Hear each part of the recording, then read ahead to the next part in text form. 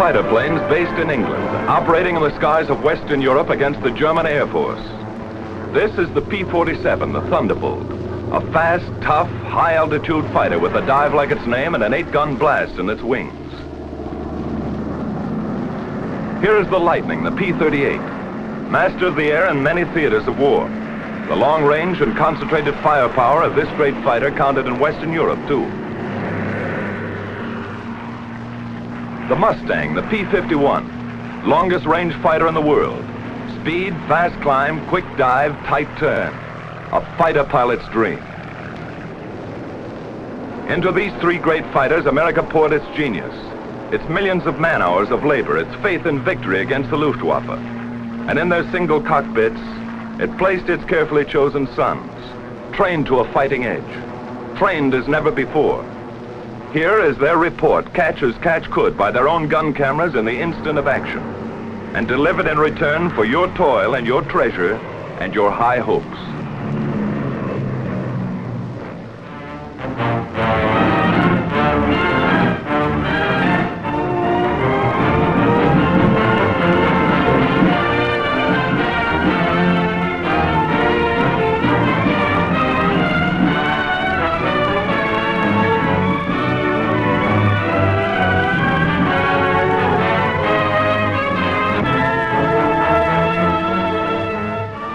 This is a Thunderbolt base in East Anglia on the east coast of England. One of many such bases from which our fighter planes swarmed up into the far red yonder of battle to the east.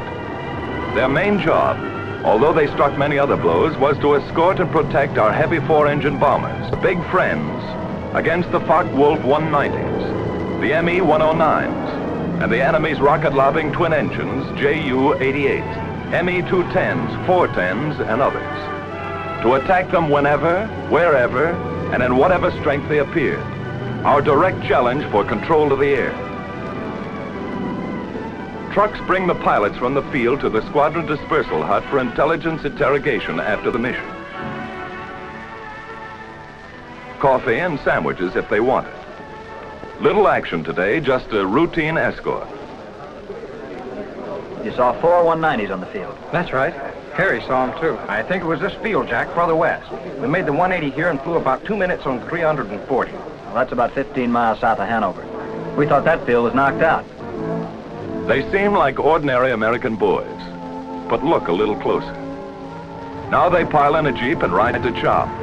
They have Jeeps enough, but they like it this way. They kid a lot, high-spirited. And later they relax and enjoy the not-too-frequent sunlight. Unless some joker is present, and he usually is.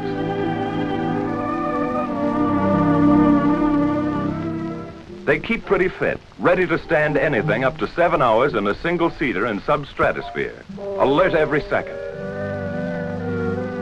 And they keep their eye in. This fellow has 22 destroyed. Well, he may have if he keeps at it. And they won't be clay pigeons.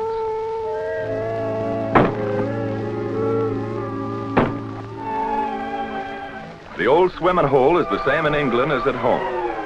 They had a beautiful summer in England that day. Little aquatic practice won't hurt either. They may have to make a high dive with chute and become a channel swimmer almost any time. Of course, it gives their airborne pals a fine chance to practice low flying a bit.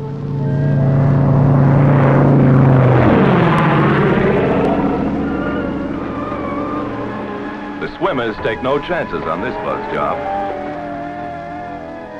Maybe they're learning not to get behind the 8-ball here. Put the 6 in the corner. Getting in shape for Wimbledon in a small way. Good shot. Keep your eye on the little white ball, Eddie.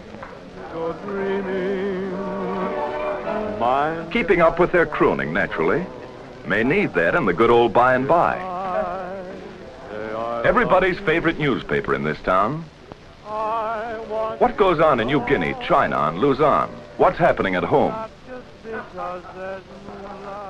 Best of all is their comradeship. Fellows who are trusting one another with their lives in this teamwork war learn to be friends. Somewhere else in England, and another day, from deep sweeps into enemy territory, a weather reconnaissance plane flies in. Its reports are cross-checked with many others, writing the destiny of today or tomorrow in atmospheric pressure lines. Fair in this theater means not impossible, and weather is almost enemy number one. At 8th Air Force, General Doolittle discusses fighter protection. The 8th Fighter Command will give fighter cover to targets and back from the target. Desirable that we peel off as many fighters as possible to come down east of the Ruhr and strafe ground targets. How many do you want to peel off? Well, General, we're spreading over a pretty wide area there. I'd recommend very seriously that we hold all strafing to a minimum in Colorado. Go ahead and send that over to the 8th Fighter Command. Yes, sir. The bomber plan, timing, altitudes, forces, course, and targets have reached the combat operations room at Headquarters 8th Fighter Command, Major General Kepner commanding. Now the General and his Chief of Staff, Brigadier General Griswold, come in to inspect and discuss the plan of escort. Colonel Burns, operations, determines what group shall fly. Colonel James decides their disposition. Colonel Callahan, intelligence, estimates where and when the enemy will intercept. It's an intricate scientific plan, based upon information from many sources and upon the route and location of the target. Then a field order goes out to the fighter wings, and through them to the fighter groups and squadrons which they control. This command supports 1st and 2nd Bomber Forces. 62nd Group P-47s will escort heavy bombers over enemy coast through target to limit of endurance. All observations will be reported over RT. The field order is received at the fighter base by the duty officer in group operations. He checks the field order for the group rendezvous time with the bombers. He calls maintenance, armament, and others. And in the still dark hours of the morning, a squadron intelligence officer shakes the pilots out of their deep sleep. Briefing at 6:30.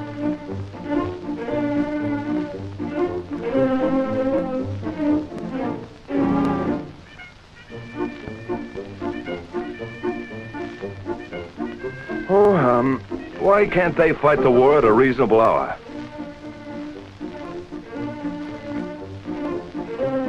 Wake up over there if you want any breakfast. There's a show on. Crews, meantime, are warming and priming the aircraft. The crews are a vital part of this show. Tune their kites to fighting pitch. Going places as always, long-range wing tanks are fitted.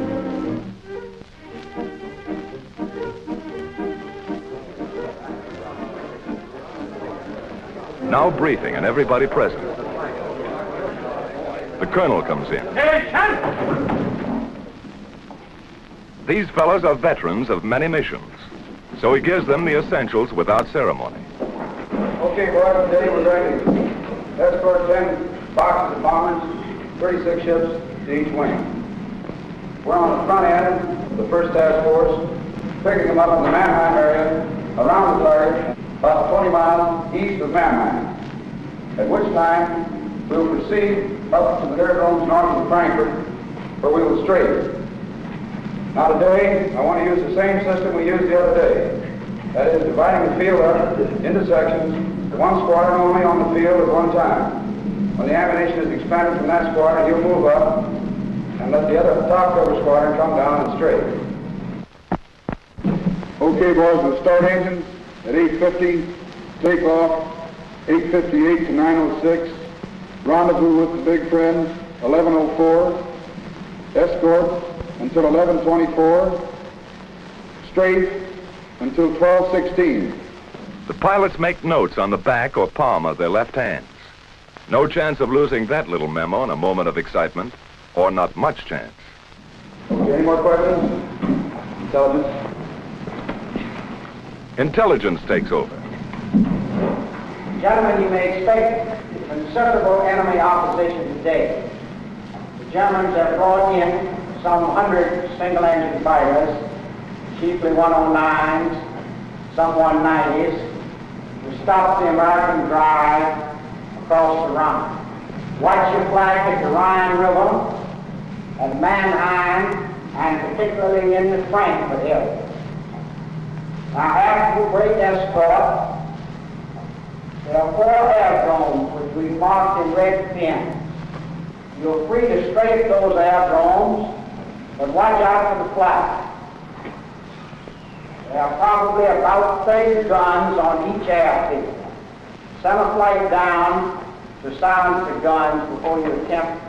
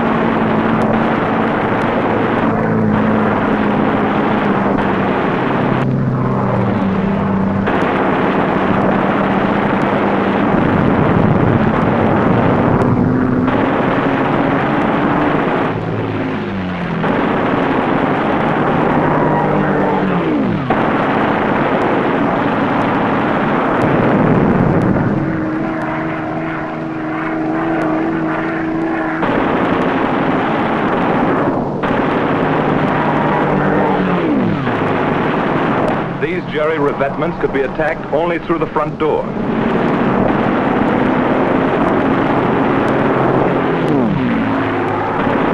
These copied Allied invasion day stripes failed to deceive our pilots.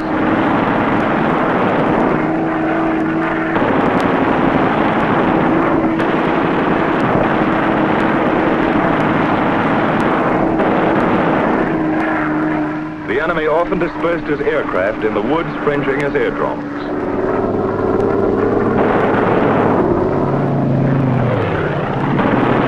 Always open season on this kind of sitting duck.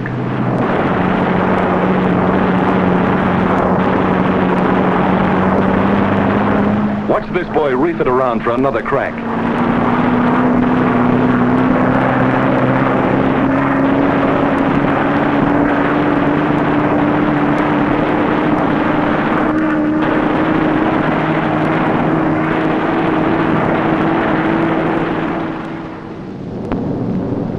Steady, relentless bombing of Germany went on without ceasing. Against the enemy's occasional desperate efforts to intercept, we maintained fighter escort every step of the way. But the sky was ours, and another great opportunity was ours. His teeming, widespread, intricate transportation system, feeding and supplying the great armies which he counted upon to throw our invasion forces back into the sea. Then something happened.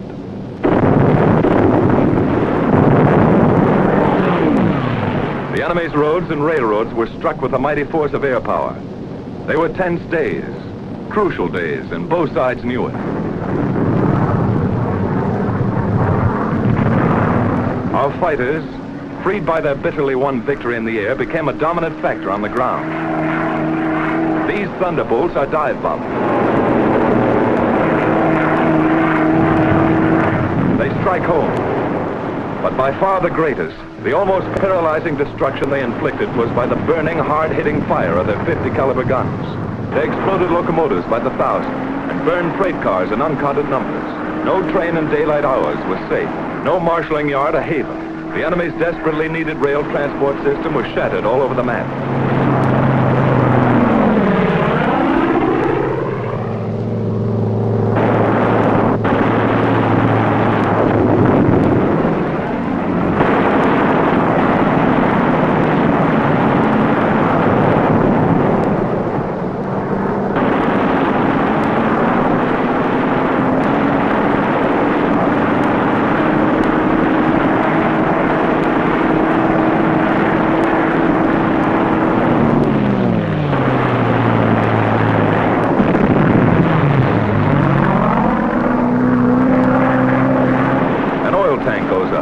One of many.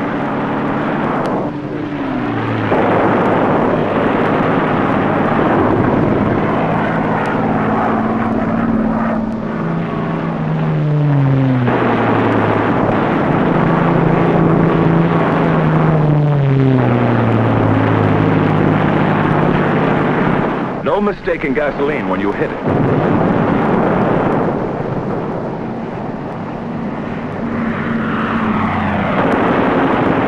Too small, even a single railroad car.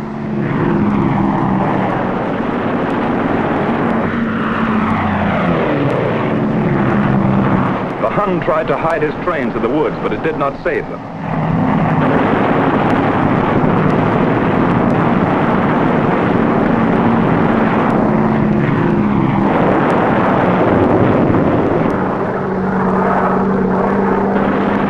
His diversion of traffic to slow-moving barges was no escape. The hail of our fighter fire swept the canal.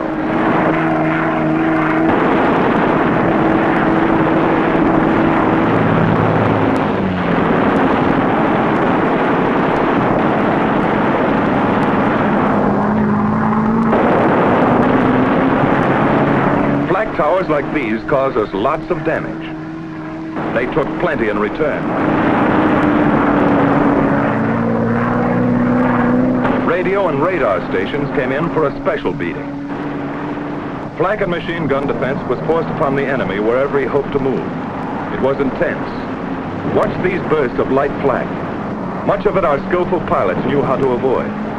Some of it cost us grievous losses. None of it turned us aside.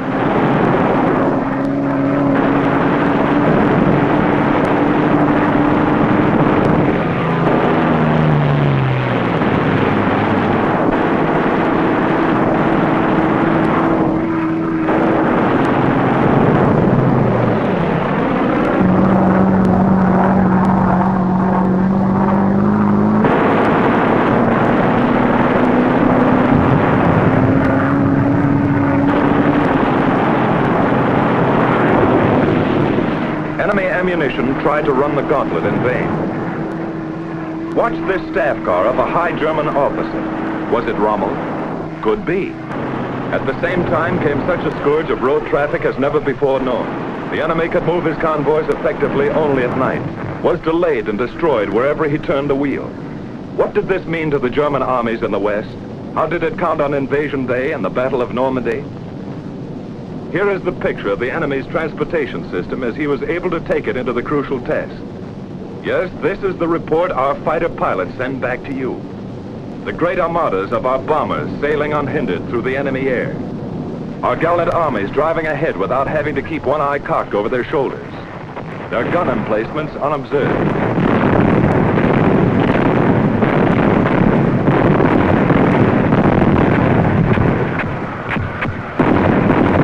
Everywhere above the mighty battle was and is the flash of American fighters. The Thunderbolt, the Lightning, the Mustang. The Germans see them deep in their own sky and cringe. Our men see them above the grim fight and cheer. There are remembered names in the mess halls. Major Gerald Johnson, a crack shot. Major Goodson, gallant fighter. Major Dwayne Beeson, great tactician.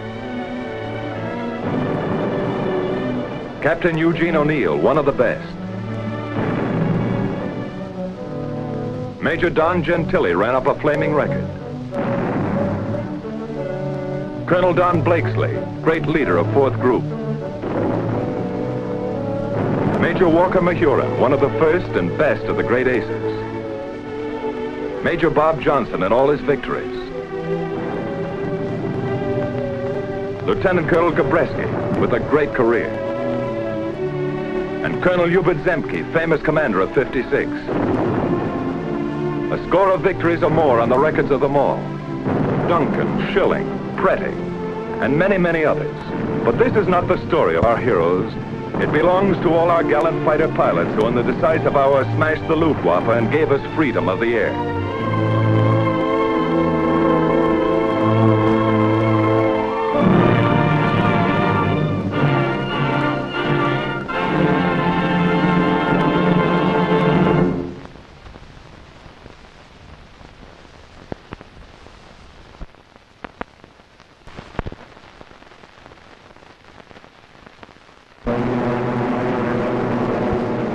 Ceaseless training plus battle experience has taught them to recognize the enemy almost by instinct. Where they are, how they act. First hostile aircraft is spotted. Blue leader here. Watch it, fellows. 109 to 10 o'clock. The enemy fighters are massing for an attack on the bombers while our pilots watch every move of their very tactics. Yellow leader to blue flight. Looks like they're trying to lead us away from the bombers.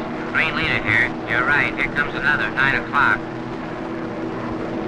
Blue leader here. Blue flight drop tanks. Yellow and green flight stay up for cover. The Mustangs drop wing tanks and plunge into the fight.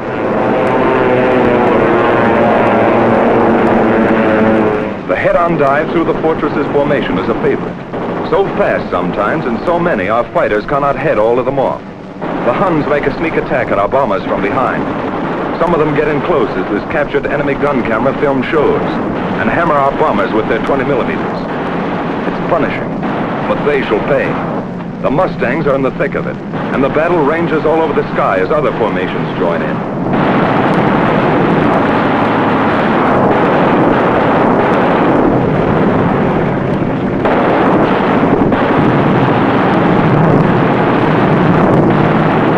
The Jerrys attack in waves and sometimes inflict great damage before they're driven off.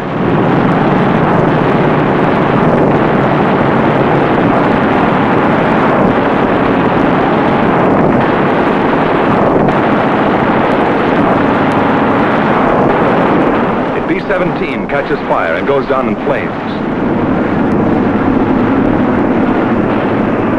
The German pilots are determined.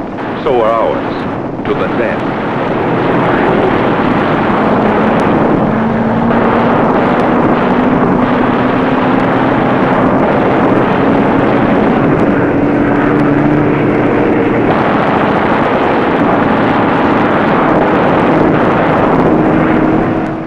Tail shot off, but still going ahead. And still they come.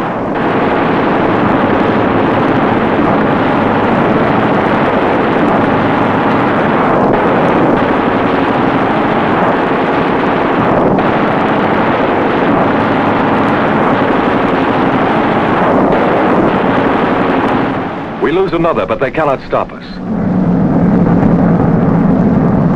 Our fighters, often heavily outnumbered, engage the enemy all over the sky.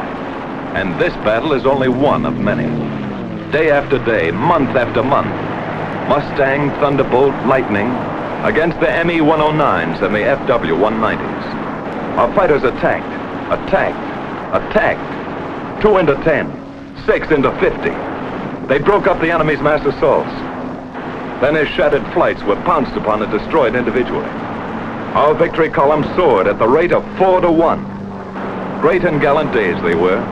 Many new aces, many empty places. Victory, victory, death, victory, victory.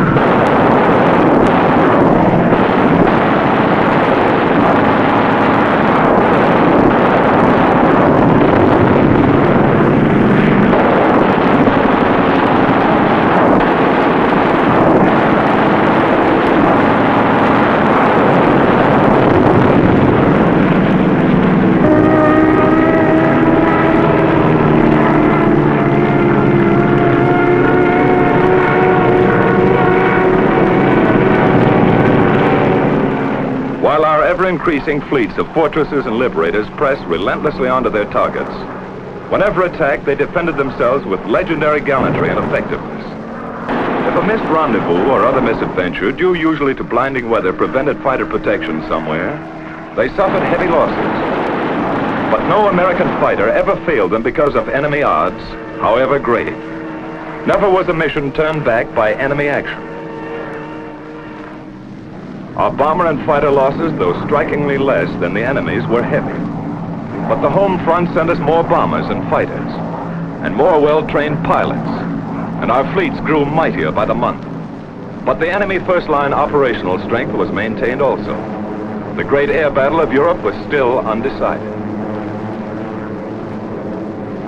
In February 1944, there was a sudden change. Our fighters were ordered to range wider, even at some risk to the bombers, to seek the enemy instead of waiting for him, and above all, to follow him to his destruction. A gigantic fighter battle raged across the European skies with victories by our fighters alone of 60, 85, over 100 destroyed each day. The fight came down from almost invisible heights to the final decision, perhaps only a few feet above the ground. Enemy warplanes of every kind and in fantastic numbers were splashed all over the landscape of northwestern Germany and occupied Holland, Belgium, France.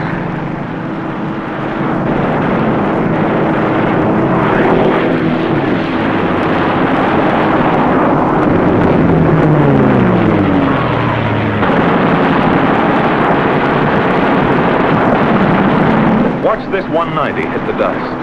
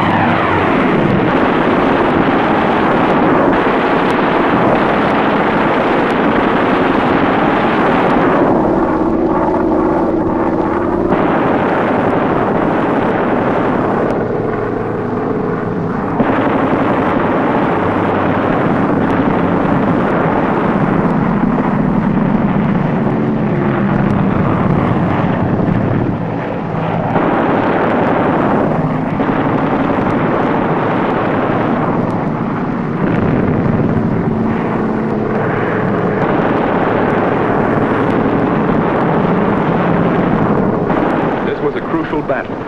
Both sides aware of the coming events and air domination itself at stake. Once again, a better cause, better planning and leadership, better equipment, and beyond everything else, the know-how valor of our fighter pilots gave us victory. Only this time it was decisive. So many of his aircraft exploded over his own forests and housetops, or were driven, flaming wrecks, into the ground. So many of his famous fighter leaders met death at the hands of some grimly determined boy from Illinois or Wyoming or wherever, that his morale was shattered. His defense plan was smashed. The Luftwaffe cried, "Enough."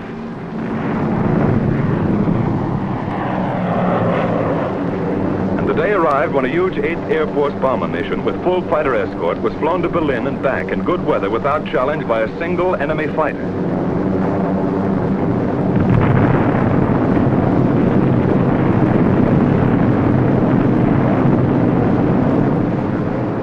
Quickly now, our long-range escort fighters seized their opportunity. Since the enemy did not come up to fight, down they went to blast his planes to pieces and burn them on his own aerodromes all over Western Europe in the very heart of Germany. It was the most savage and devastating fighter ground attack on record. Returning from unchallenged escort duty and on many special missions, they burned his aircraft by hundreds, harried him from one airfield to another, forced on him a degree of dispersal ruinous to his efficiency. His frequently intense light flak, sheets of machine gun fire from flak towers and ground installation caused losses, heavy ones. 4 times as many as the same number of fighters would sustain in aerial combat.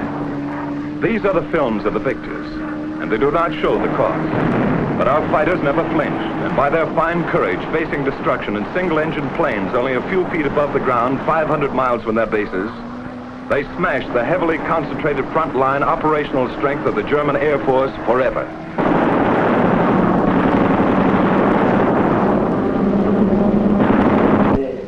Planes on field. Then time check. A minute is a long time for an air fighter. In 10 seconds, the time will be exactly 0658. Good luck, man.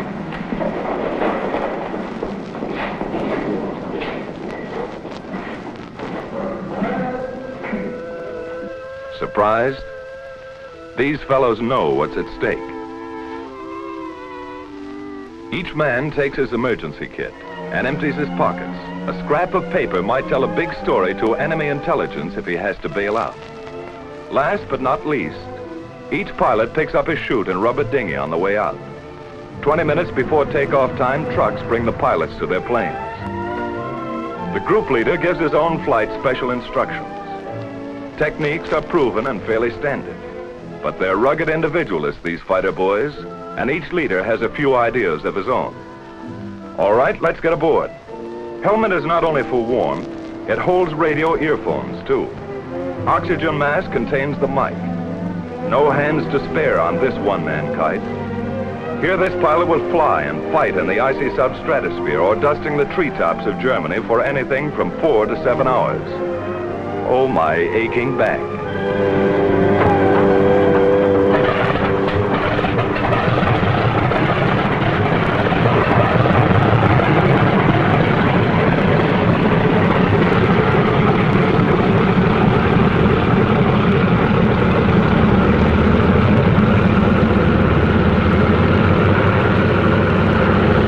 All clear? Let's go. Take off by 2s on the quarter minute. Element leader and his wingman. Expert takeoffs and landings are a point of pride with every squadron.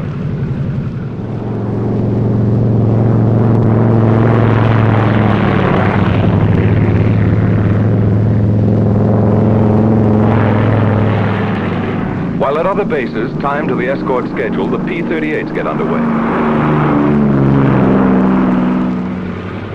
And at still others, here go the long-range Mustangs to keep their rendezvous with the big friends someplace deep in Germany. Somewhere out there over enemy territory, near or far on the long route as the bombers go out and come home, each of these fighter formations will make rendezvous with them at a certain point on the exact minute. These thunderbolts climb steadily over the channel and into hostile air. They keep fairly close together to prevent wandering and to save gas. That all-important item for the long-range escort fighter. He can't borrow a couple of coupons over Frankfurt or Cologne. Now they open up into battle formation, fairly line abreast. Each pair, leader and wingman, never willingly separated, is a combat element. 4 planes are a flight, 8 a section, 16 a squadron, 3 squadrons a group. All working together because it's teamwork every second or die. Just as simple as that. Close to rendezvous now, and in the distance are the bombers, advanced formations of the perhaps 100-mile-long Armada. The Thunderbolts maneuver for their escort position. Each pilot searches the sky constantly, watching for the main enemy attack which may come near the coast or deep in Germany, or a hit-and-run sneak attack by the enemy's aerial snipers. Red leader to outpost. Bogies at 10 o'clock level.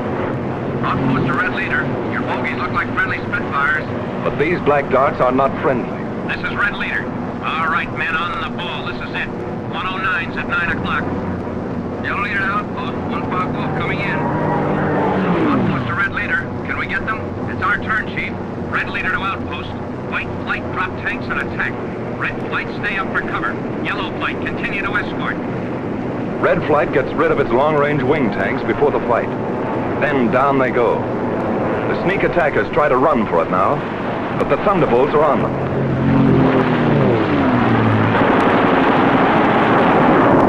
With the touch of the finger on the stick, a camera and 8 machine guns are put into action. Small cameras set on the wings make the record. Poor pictures due to gun vibration. But you see it when it happened, as the pilot saw it.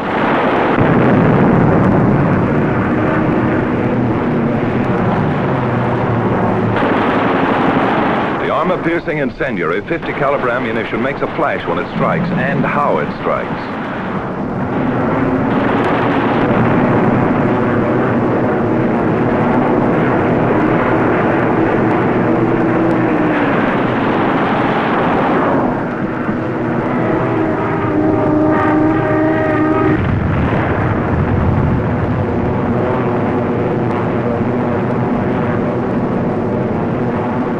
Bombers, ready with their own guns for anything that slips through, didn't need them this time. All over now, just a skirmish, part of the escort routine. The flight reforms and climbs to regain its position with the rest of the squadron. In the distance, coming in to relieve the Thunderbolts, is a group of Mustangs. This is red leader. Okay, men, it's time to break escort. Mustangs coming in at 8 o'clock. The Thunderbolts break escort. They head for home, watching for every possible strafing target on the way. The Mustangs, far in the distance, sweep the surrounding sky as they come in. Next to the belly or wing tank, which doubled the fighter range, the most important feature of long-range fighter escort was the relay system. Because of differences in bomber and fighter speeds and the need of much weaving, fighters used up their time and distance almost twice as fast as the bombers. Thus, the same group of fighters could remain with the bombers only 25 to 40 minutes out of a 6 or 8 hour mission, going and coming. And 1,000 fighters might be needed to keep anything from 40 to 100 on the job at all times. While the enemy could strike with 250 at any point he selected, our fighter groups had to relieve one another at rendezvous points all along the route, like this. Simple in diagram, but difficult in the limitless, often weather-blinded spaces of the enemy air. It took planning, leadership, and most of all, it took individual fighting skill and courage to match the enemy's tactical advantages. Forewarned an hour and a half by his radar as our bombers gained altitude over England, he had plenty of time to mass his fighters at his chosen point of attack and to outnumber our escort at anything from 2 to 1 to 10 to 1. This captured film shows how quickly the 109s and the Focke-Wulf 190s got into action. They were as grimly determined to stop these great daylight thrusts into their industrial heart as our bombers and fighters were resolved to press them home to the hilt.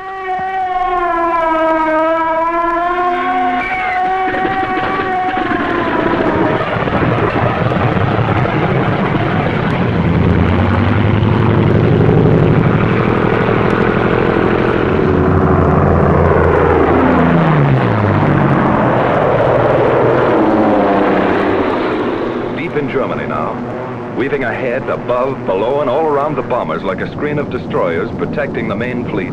A group of escorting Mustangs watches every corner of the sky. They don't have long to wait.